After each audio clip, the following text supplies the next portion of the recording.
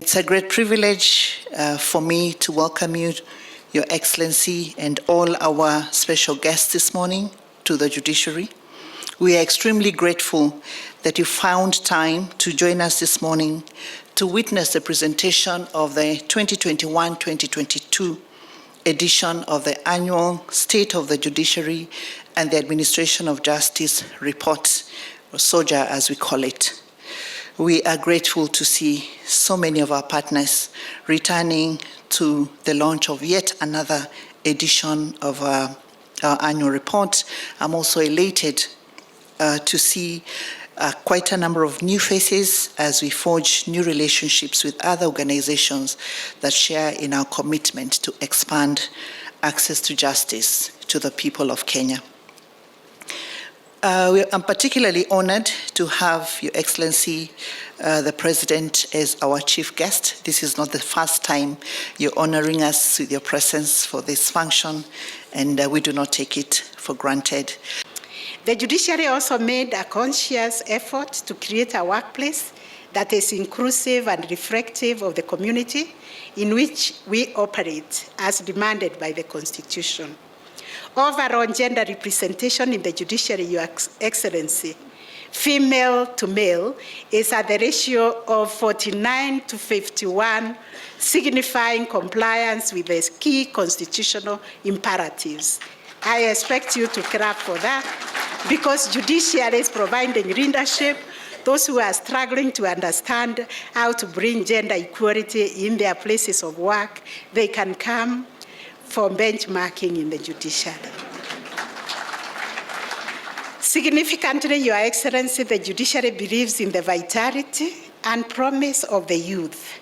71% of the judiciary employees are between the ages of 26 to 45 years. I and the Deputy Chief Justice are the oldest. We still have a long way to go, including getting judges of the High Court, the Environment and Land Court, Employment and Labor Relations Court in all the counties. We require magistrates sitting in all the sub-counties and adjudicators for our small claims courts across the whole country.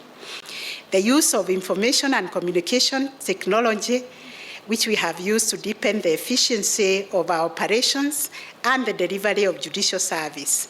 We found technological innovations such as virtual courts, hearings to be not only cost-effective to litigants, but also an enabler to efficiency in the service delivery.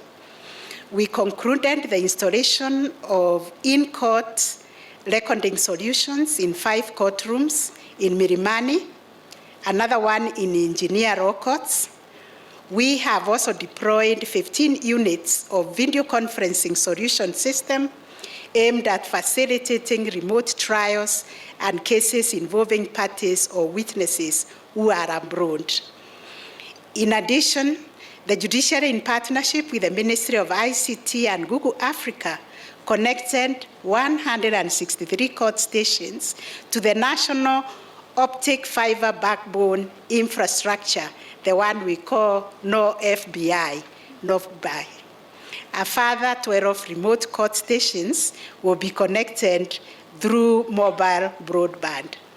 We remain acutely cognizant of the unequal access to technologies, limited internet access across the country, and lack of knowledge or ability to use technologies deployed.